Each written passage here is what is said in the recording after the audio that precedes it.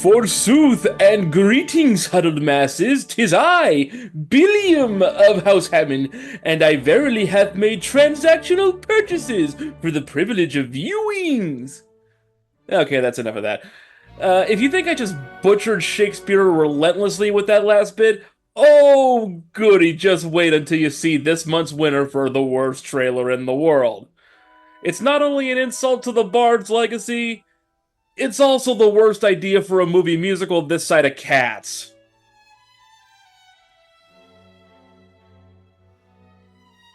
I saw you. You were one of a dozen nameless, faceless drones twirling unconvincingly at the world's most half-assed looking Ren Fair. You were fighting with the Montagues. Is that what you call it? 'Cause from where I'm sitting, the Jets and the Sharks look more like fighters when they're snapping their fingers in unison. Juliet, daughter of Capulet. They say the world is spinning round. What the hell kind of transition was that? He said like half of a sentence, and then smash cut it into singing some pop nonsense. Imagine if real Shakespeare did that, you know? To be or not to be, it's gonna be me! Dumb. And we're only 15 seconds in. But you come along and time slows down. I should properly introduce myself. Okay, and then so this chick chimes in with whatever the hell that singing voice was. Hi, Auto-Tune, we didn't miss you. She just adds to the insipid nature of these lyrics, and then he interrupts her back. Who edited this thing? A frickin' chimp guzzling Red Bull? Romeo. I knew that my heart would never beat the same. You should get that checked out. Arrhythmia is no laughing matter. Did you not see the look in her eyes? She's changed. Yes, I did see the look in her eyes, because her entire facial expression suggested she was dead behind them. Are you kidding me? A Montague and a Capulet would set the world on fire. You're more concerned with the family dynamic than the fact that two teenagers were about to f*** in your church. Priorities, Padre, come on. No. The greatest love story of them all? Seriously? The one where two 14-year-olds meet, boink, marry, and kill themselves in the span of like 48 hours. That's the greatest love story. Are you high? Hell, as much as I like the play, I'll come right out and say it, the actual love story sucks ass. It's two spoiled brats with no real problems who literally commit suicide at the first sign of any adversity. Honestly, I think we need to replace the meme. Twilight is a better love story than this. Yeah, I said it. Come and get me. She's not our enemy. Of course she is. I just love the look on this guy's face. I mean, that is the look of a guy who knows his career is ending right here and right now. And I'm guessing everyone who read the script made that same face at one point or another. It's like my heart's on fire. Wow, I mean, where does someone come up with such profound lyrics? You know, other than Lady Gaga's Septic Tank. So dangerous, so dangerous. Oh yay, more twirling! We're to be married. It's been decided. Not by me. That line delivery had all the grace and emotional resonance of an episode of Love is Blind. And even those assholes know each other for longer than Romeo and Juliet did before they get married. Every secret, I'm trying to keep it staying. Twirly, twirly, twirl. Do you trust me? Jump! Finally, a scene that makes the Aladdin remake look credible. Twirl! Lazily sway your hands and twirl!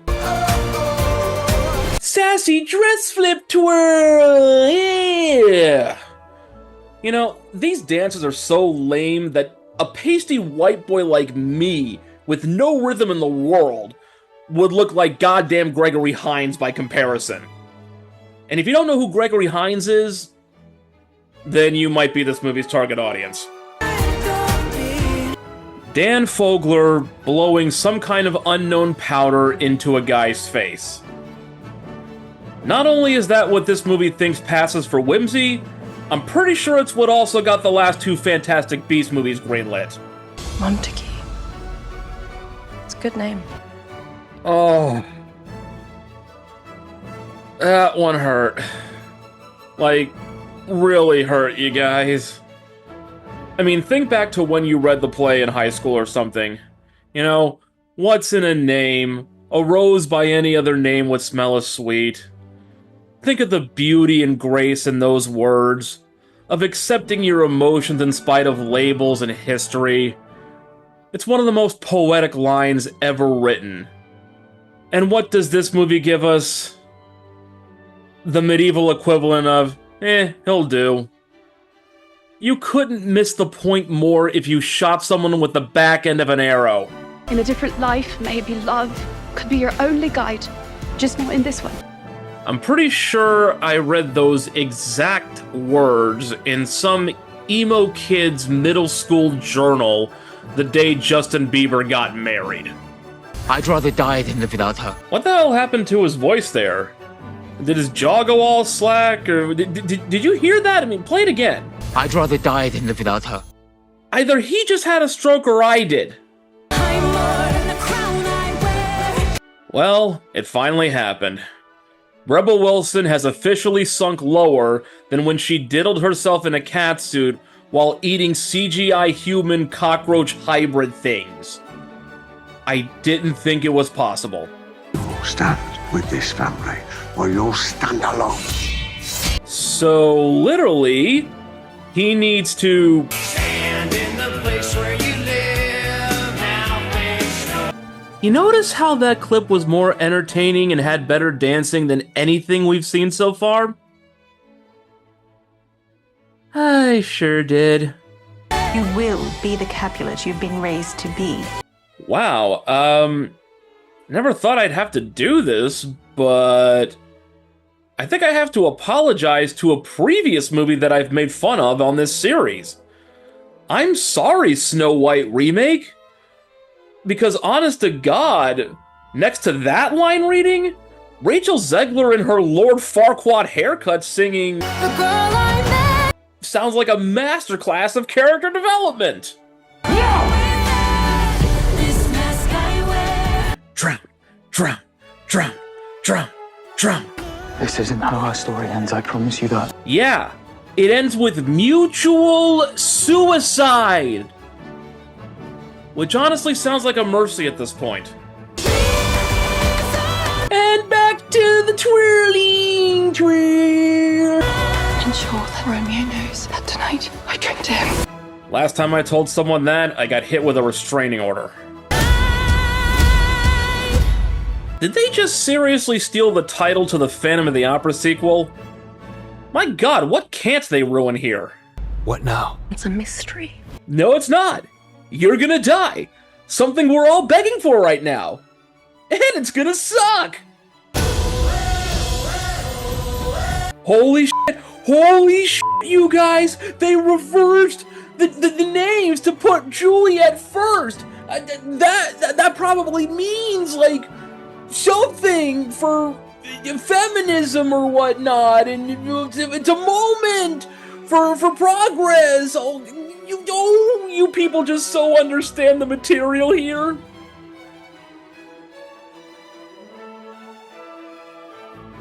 And there it is. Dear God in his heaven, there it is. The worst trailer in the world for this month. I honestly didn't think it was possible to make a movie that looks this bad, but the proof is right there in front of us.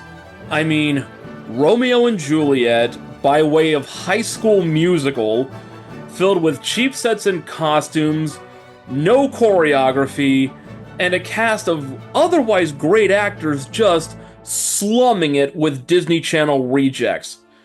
For God's sake, you have Derek Jacobi playing Friar Lawrence, getting all incredulous about two teenagers from different families hooking up. This man has a BAFTA, a Tony, 2 SAG Awards, and 2 Emmys, and this is what you've reduced him to. Good lord. And then, of course, there's the music. Holy crap, I've never heard more out-of-place tracks in my life, to say nothing of the lazy, entry-level pop lyrics that wouldn't be out of place in a freaking Kidz Bop album. Quick side tangent here, folks. Indulge me. A couple of months ago, I got to attend the Slam Dance Festival and review a few of the movies from it. One of them was called Portal to Hell. It's a dark comedy horror film where a demon comes to collect the soul of some guy's friend and neighbor, and the guy's told that he can save his friend by sending other people through this titular portal to an eternity of damnation. It's a great film with some awesome character actors like Keith David and Richard Kind. I'll link to the review I made of it below. I sincerely hope it gets some kind of distribution because it deserves to be seen unlike this. But that's not why I brought it up. One of the running gags in the movie, really the best running gag in the movie, is that everyone can be saved if the main character sacrifices one of the members from the band Hot Shell Ray. Because the demon really hates that, Tonight Tonight song. You know the one I'm talking about.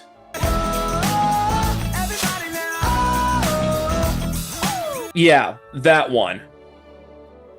It's the kind of mass-produced pop song that sounds really lame the first time you hear it. You start to tolerate it around the 4th or 5th time, but then by the 10th time, you just swing all the way back to the other side, and you want to murder everyone who subjected you to it. You know who wrote that song? The same record industry nepo baby who wrote all the songs in this movie. All of the twirl numbers. And you know who directed this cinematic magnum opus? His fucking brother. There are so many outstanding and creative films like the ones I saw at Slamdance that will probably never see the light of day, and yet we tolerate this. Seriously. If you hear a fast grinding noise in the background, that's Shakespeare himself spinning in his grave with the speed of a jet engine. Ugh. Okay, that's all for this month. Keep it locked on the blog, actuallypaid.com, for more features and reviews. Please consider liking and subscribing if you made it this far and you don't want me to visit my local apothecary.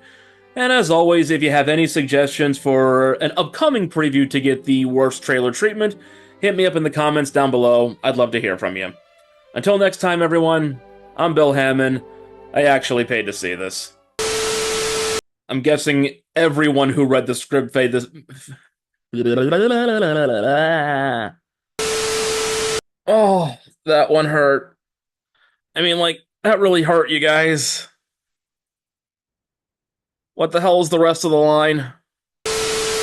Holy crap, I've never whored. Never whored. I swear I have never whored. Not that I wouldn't, but I haven't.